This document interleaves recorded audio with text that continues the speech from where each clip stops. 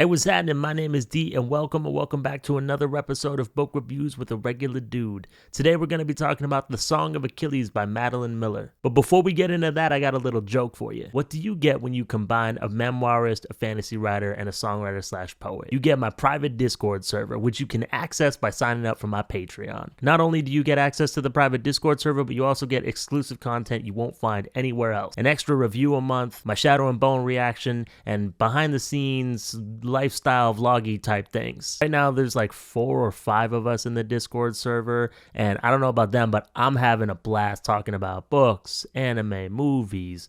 There's some people talking about D&D, which I don't play, but I'm happy for them, and it's just a good time. Like I didn't even know that I could enjoy Discord that much, you know? So we're like laying down the foundation for this community, and we would love to have you as a part of it. So, you know, sign up for that Patreon, get the exclusive content, join the Don't Fret Club, talk to me, talk to my boy Sunshine. He's been really active in there. And like, this is kind of an aside. I don't love the term safe space because I think it's become a bit of a buzzword. It's lost its meaning. But I really want this community to be a space where we can talk about books and other forms of media that we enjoy, that we love, in a space where we won't tolerate intolerance of any kind. We're not going to tolerate bullies. We're not going to tolerate creeps, anything like that. And the premium Don't Fret Club members will get their like shout out in the end credits. But I did just want to say thank you to all of my patrons for supporting my content and helping me be able to do what I love doing, which is make these videos. So if any of that sounds appealing to you and you want to support me, support the channel, make sure you consider subscribing to my Patreon. Always be plugging. God, I hated every second of that. Self-promo is my least favorite part of doing this. I have too much shame for shameless self-promotion. Anyways, New York Times bestseller, The Song of Achilles, written by Madeline Miller. This is a retelling of the Achilles myth and the Trojan War, I guess, told from the perspective of Achilles' best friend, brother in arms, Patroclus. And in this book, they are lovers, and it's, I guess, a tragic romance. I don't feel a lot of confidence, I guess, in general, but in my ability to summarize books, so I'm just going to read the premise. Achilles, the best of all the Greeks, son of the cruel sea goddess Thetis and the legendary king Peleus, is strong and swift and beautiful, irresistible to all who meet him. Patroclus is an awkward young prince exiled from his homeland after an act of shocking violence. Brought together by chance, they forge an inseparable bond despite risking the gods' wraths. They are trained by the centaur Chiron in the arts of war and medicine, but when word comes that Helen of Sparta has been kidnapped, all heroes of Greece are called upon to lay siege to Troy in her name. Seduced by the promise of a glorious destiny, Achilles joins their cause, and torn between love and fear, his friend Patroclus follows. Little do they know that the cruel fates will test them both as never before and demand a terrible sacrifice. So like I've done in the last couple of book reviews, I'm going to use the 4 C's method. The 4 C's are character, conflict, context, and craft. Usually my reviews are spoiler free, but in this case there's going to be some spoilers, but I don't feel bad because this is like this myth has been around for a while. I was going to say it's well told, but I actually don't know if that's true because I only kinda knew this before reading this book. I think for a lot of people, like, Greek mythology in ancient Greece is it's like studied in middle school, but I don't really remember covering Achilles much more than like the river Styx and the Achilles heel bit. Because this is a retelling of a story that's been around for a while, I think that the destination isn't as important as the journey is, if you know what I'm saying. Okay, so first off, let's talk about character. I know that the book is called The Song of Achilles, but I would say that the main character is actually the narrator, the point of view character, Patroclus. We really only spend time with Patroclus, like in his head, looking at things from his point of view. I think there's a lot about him that people can relate to in some way, shape, or form. Feeling like you don't measure up to those around you, not being enough for a parent, being like awkward. I think that Miller does a great job of endearing Patroclus to the reader. Something that I missed the first time that I read this book, which must have been like a couple of years ago, is that the book is like permeated with Patroclus's self-loathing. Like, even though I would argue that he is the main character, he definitely doesn't see himself as the main character. And to him, the main character is Achilles, and he doesn't feel in some ways, it feels like he doesn't even feel worthy to like tell Achilles' story. I've read a fair amount of books where I would say the characters have some degree of self-loathing because I think that's just a human quality, and I think that's a way to make a character relatable because a lot of people don't like themselves. A lot of people struggle to love themselves.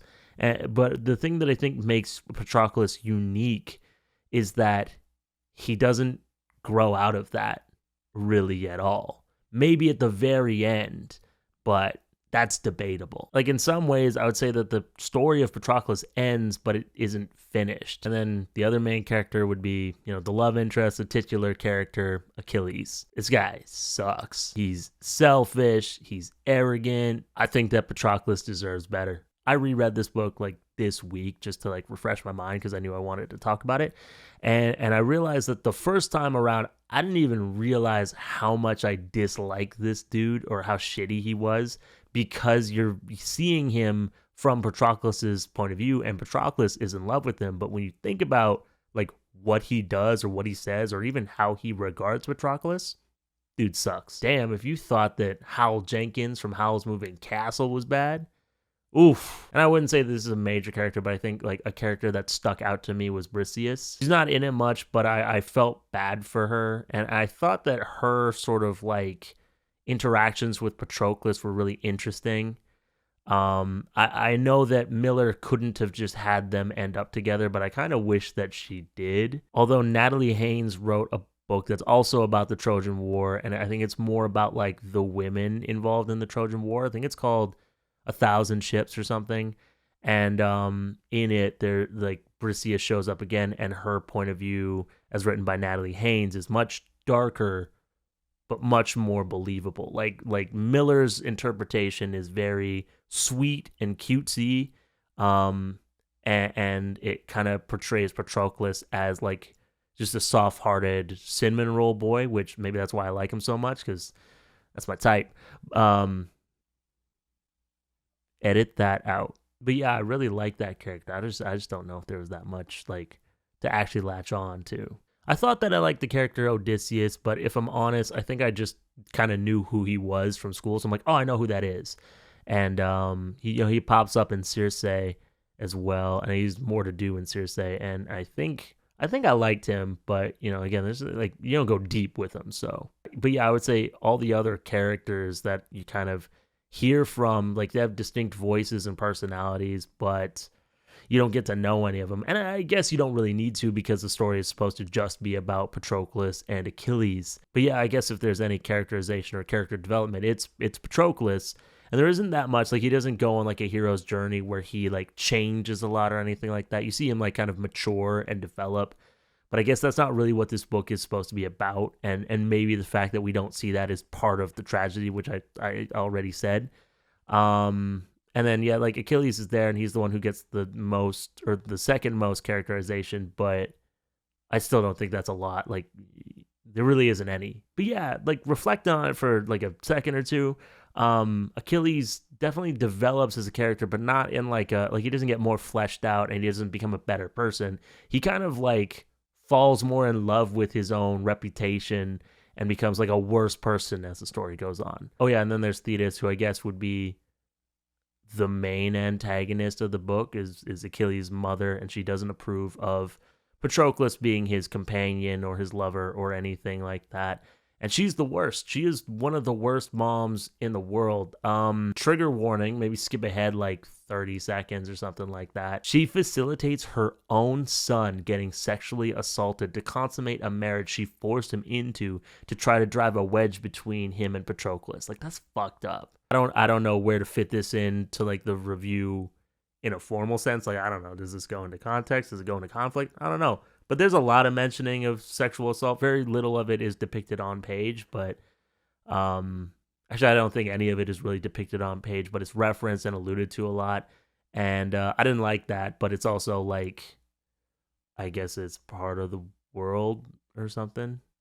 I guess it's supposed to go into context. But we're not at that part of the review. We're talking about conflict next. So obviously, like, there's a war.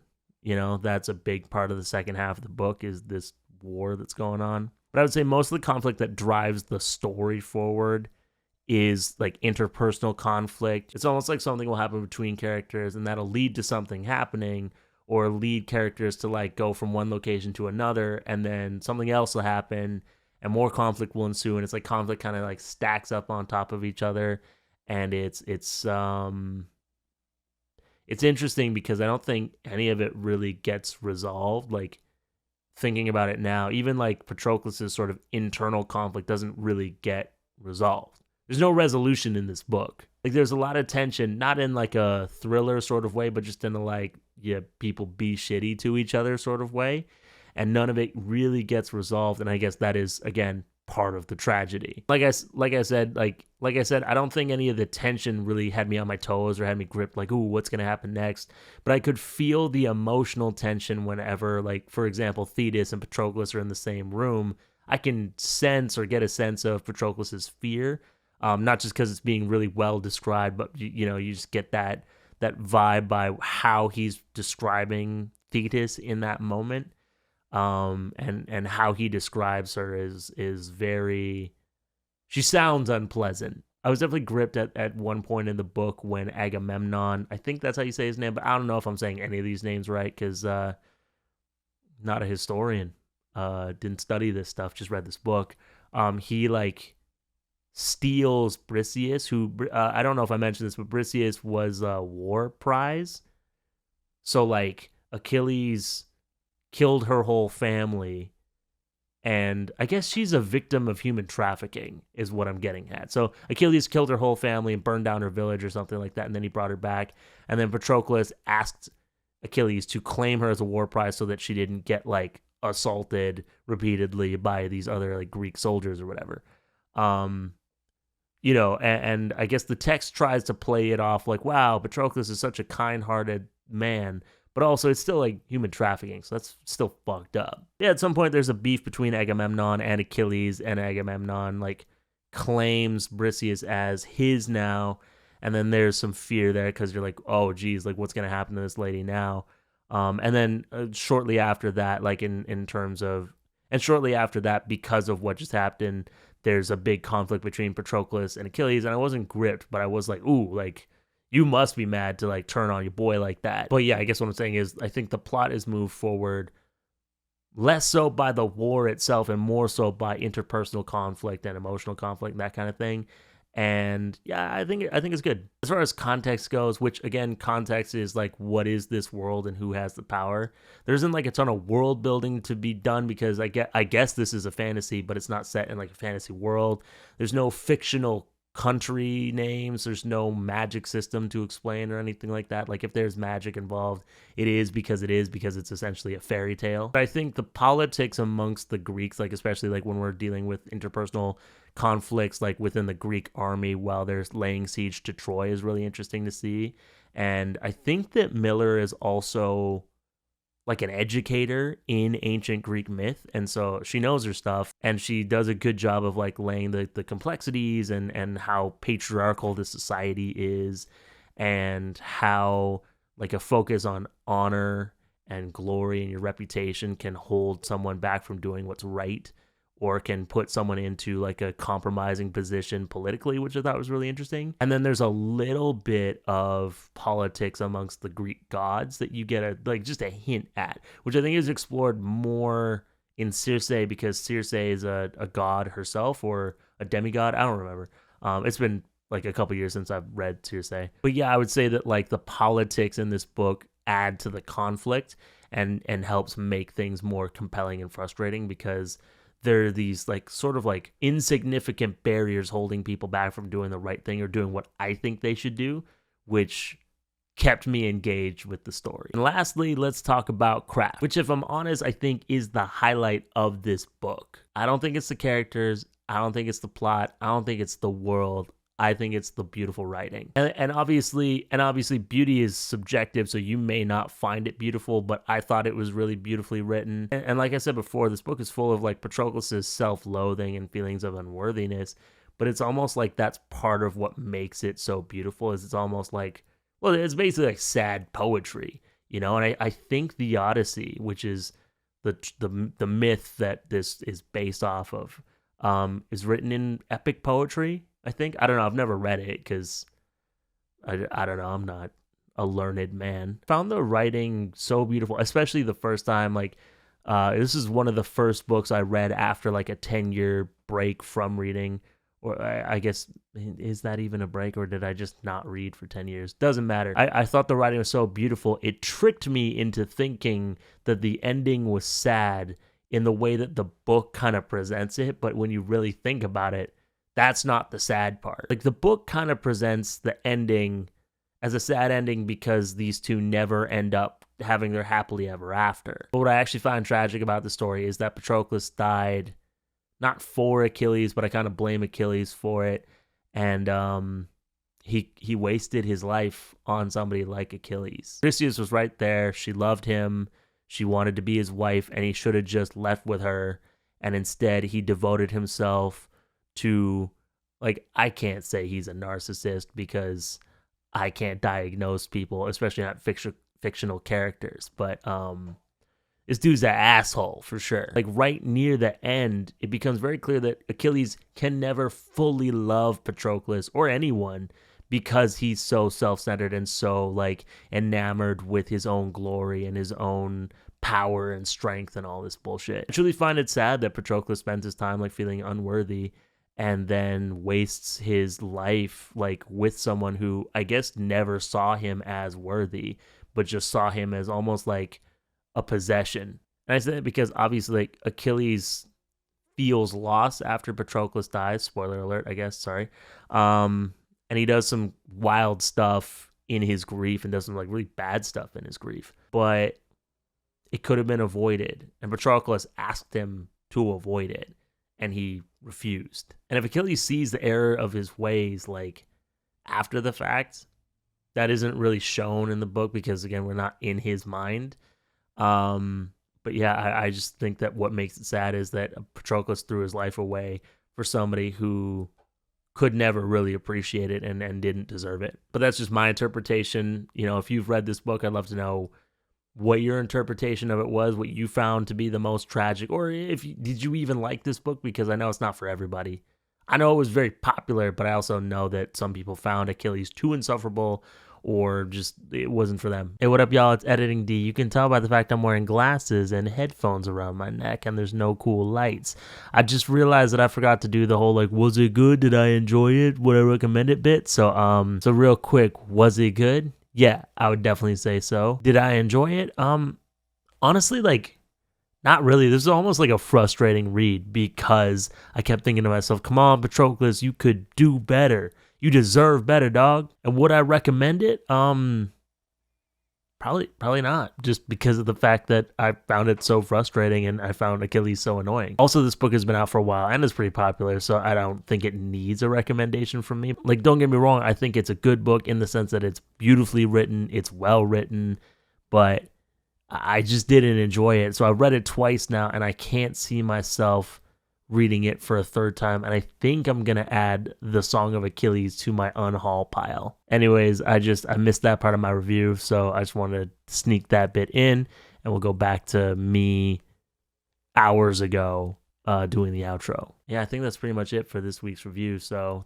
thank you so much for watching this video, especially if you made it to the end. If you like this video, please give it a thumbs up. If you're new to my channel, please subscribe. If you want to support the channel, I already did the whole Patreon plug, but if Patreon's not really your thing, you can tip me / buy me a coffee, or just like the video, share it, tell your friends about it, tell your mom about it. You know, oh, there's this dude on the internet, he talked about books, and he's mildly funny. And somewhat insightful. But however you choose to support the channel, I deeply appreciate it. Thank you so much again for watching. My name is D. Don't fret. I'll see you next time. Peace out.